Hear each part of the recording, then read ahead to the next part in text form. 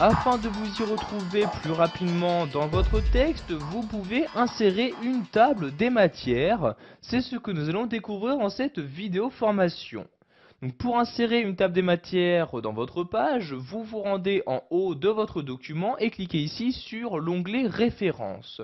Une fois dans cet onglet, vous vous rendez donc tout à gauche de celui-ci et cliquez ici donc sur Table des matières.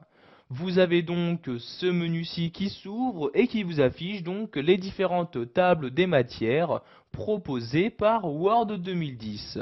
Donc vous pouvez soit donc insérer une table des matières automatique, donc table des matières déjà créée donc par Word 2010, ou en créer une vous-même.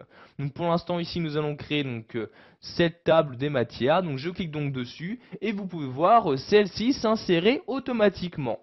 Sachez que pour que les différents titres soient reconnus, vous devez avoir utilisé les différents styles de titres. En effet, vous voyez, si je descends, ici donc pour ce titre, j'ai utilisé le style titre 1, pour celui-ci titre 2, etc.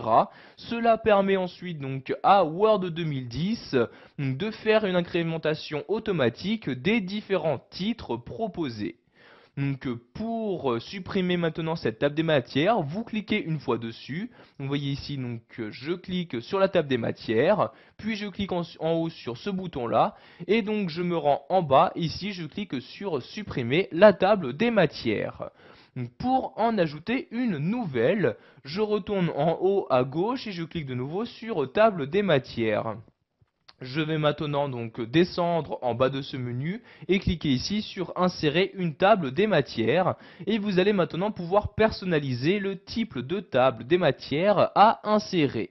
Donc par exemple, vous pouvez choisir d'afficher ou non les numéros de page.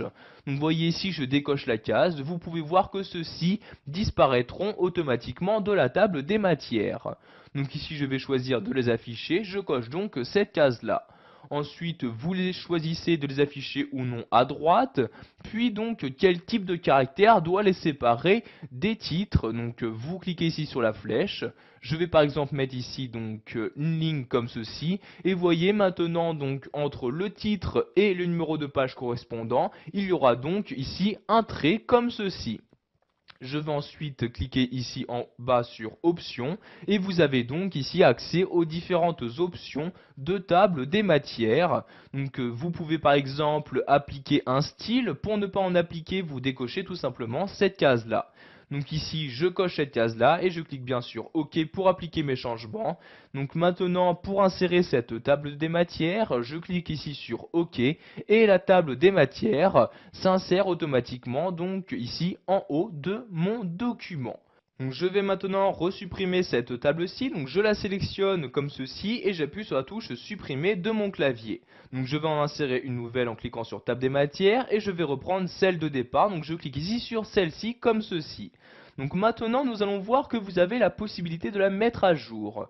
Donc en effet si par exemple ici je descends et je supprime ici chapitre 1, donc vous voyez je le sélectionne et j'appuie sur la touche supprimer de mon clavier.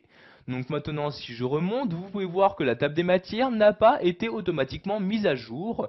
Vous devez ici donc la sélectionner donc comme ceci et cliquer ensuite sur mettre à jour la table et voyez automatiquement donc cette table des matières a été mise à jour. En effet donc maintenant le chapitre 1 n'apparaît plus donc à l'intérieur de celle-ci. Voilà, vous savez maintenant comment utiliser et mettre à jour une table des matières sous Word 2010.